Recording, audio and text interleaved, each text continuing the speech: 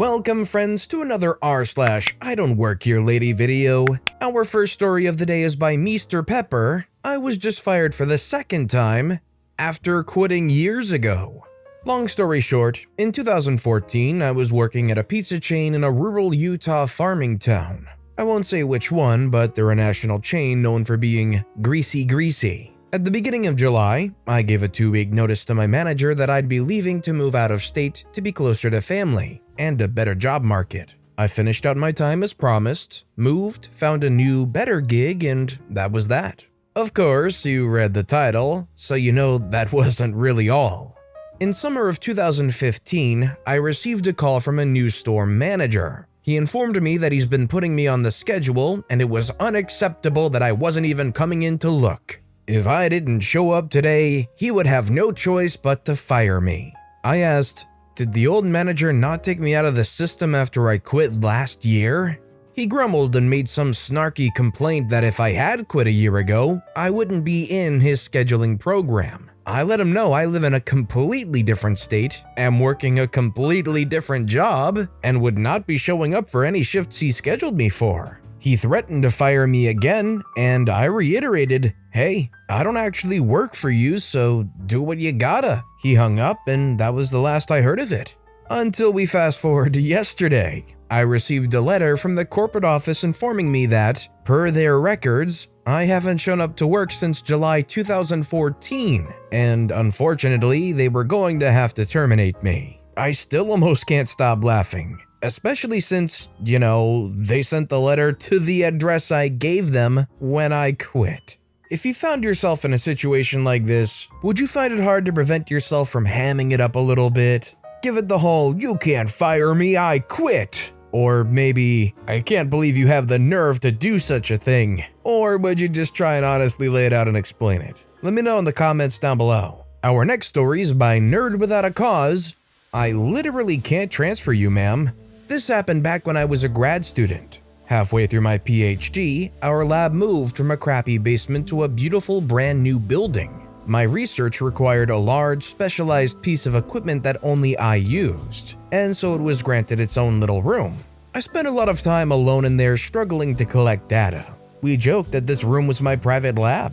Every room in this building had a landline, and when they were assigning numbers, it seemed they reused defunct numbers from other offices on campus, because we got a lot of wrong numbers in the first year. Usually we could just tell them that they had the wrong number and that they should Google the campus directory for the new number, and it was fine. My private lab was particularly bad because apparently that number used to belong to the financial aid office. So I got a lot of calls from fairly anxious students and parents. Most were pretty reasonable, but one stuck with me. A woman said, "Hello, I need to discuss my daughter's aid. Why isn't she receiving the amount she was promised?" I say, "I'm sorry ma'am, this is not the financial aid office. They changed their number." She says, "I was told this is the number to call." I say, "They must have given you an out-of-date number. This is a biology lab." She says, "Isn't there anyone there who can help me?" Me looking around the tiny room containing just me and a giant spectrophotometer. No. The woman, impatient now, "Well, then can you transfer me to the correct department?" I say, no ma'am, I'm a student. I don't know what the correct department number is." She says, "Can't you look it up?" I say, "Ma'am, even if I could, the phone I'm talking on has no capability to transfer calls. There's no transfer button." She says, "Can I speak to your supervisor?" I think I actually laughed at this point. "Ma'am, I'm not employed by the university, I'm a student. You need to go online and look up the number yourself. Good luck." And then I hung up. She tried to call twice more, or at least I assume it was her, because I didn't answer. The second time it rang for a while, so I took the phone off the hook and went to lunch. After that, I got into the habit of taking the phone off the hook anytime I started working in there, because no one who mattered ever called on that line. That's it. No big comeuppance or dramatic showdown, just a cranky lady assuming that I had full access to the university phone system. Thanks for reading. Honestly, the whole call was kind of understandable up until it got to the point where the woman starts demanding the person who has no affiliation to where she's trying to call actively look up and give her the right number and send her in the right direction when she's the one who needs to figure it out herself. It's like, wait, what? You're wanting me to find the right number to send you on your way? That's not how this works. Our next story is by Storyskeller. I don't work at the bookstore. Okay, these are two stories from my uni years that happened in the same store. In my country, there used to be a big bookstore chain. They had the same layout in every store around the country. So if you visited one, you knew your way around. Being a bibliophile, I used to frequent their stores. Story 1. It was early July and I was in the store browsing books to pass the month. I was dressed in jeans and a polo shirt, carrying 3 books and deciding between a 4th, when the loud, "Excuse me," in English sounded from behind me. I turn around to see a classic Karen, haircut, giant sunglasses, and a floral sundress, arms crossed in front of her and impatiently tapping her foot. Thinking I was blocking her way, I took a step to the side, but she was locked on me. Karen, staring at me, says, "I want to complain about your clerk," pointing at a young guy at the counter. I say, "Beg your pardon?" Karen, still pointing at the clerk, says, "He refuses to take my card." Me, looking back at the cashier confused, "I can't help you with that, sorry," and tried to turn around. "Don't turn your back on me, I'm a paying customer."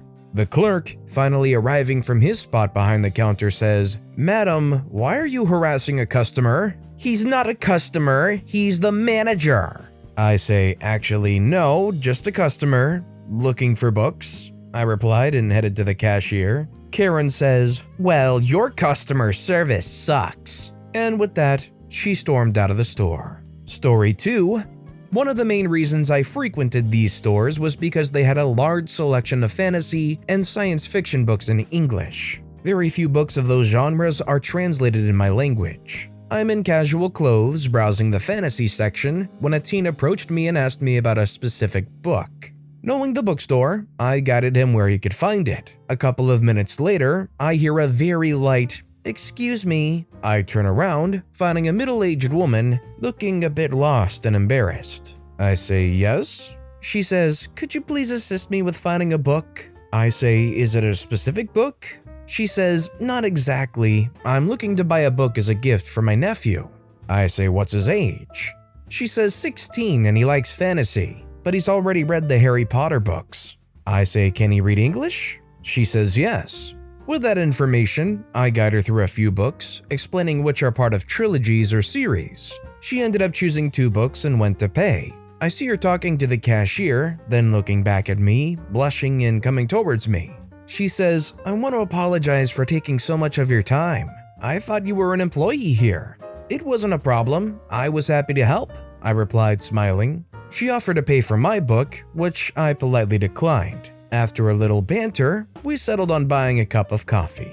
I guess it just goes to show that for every few bad experiences where somebody mistakes somebody for an employee, there might be one good experience where somebody's helpful to another human being, as opposed to a Karen. This next story is by Spooky Shadow Man. That time a Karen thought an army cadet worked at McDonald's. At the time of this incident, summer 2014, I was 14. I was a member of the Army Cadets here in the UK. I was traveling back from a weekend camp with a group of about 35 cadets and 6 adults. On this particular camp, I had completed a 48-hour fieldcraft exercise, including mock attacks, creating a camp, setting and defending from ambushes, and a 9-ish mile hike in full kit with Bergen and rifle. Out of the previous 72 hours, I had slept for maybe 3 and consumed so much caffeine at one point I could hear my eyeballs moving. While on the coach home, my friend had doodled on my arm, so I had some quite intricate patterning visible on my hand when I rolled my sleeves down. After about 3 hours on the bus, we stopped at some services for food and a toilet break. Important note, I was dressed in my full cadet uniform, which was camouflage combats and smock, complete with rank slide and beret. Cast: EM is Karen, me is a very tired cadet just wanting food, SSGT, the most senior adult on the coach home. a large balding man with a very deep booming voice and a heart of gold.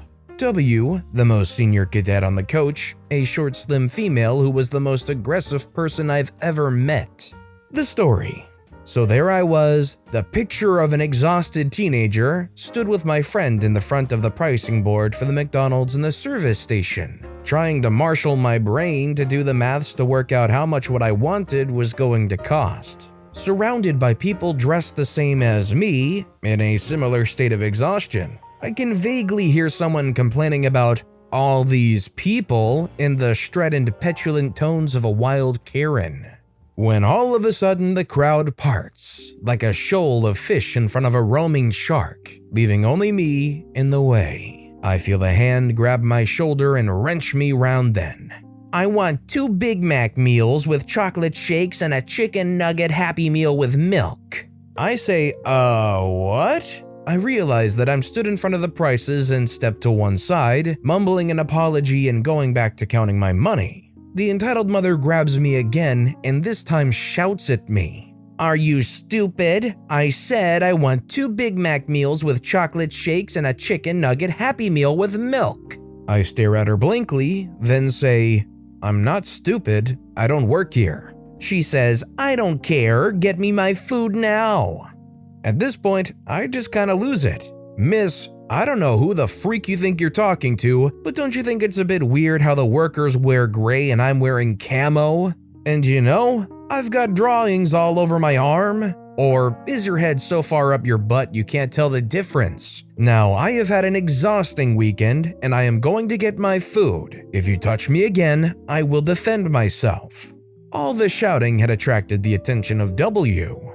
W says, OP, what's going on here? I say, I don't bloody know, Sarn. I point to entitled mother. This woman just grabbed me and yelled at me, so I yelled back, I just want my food.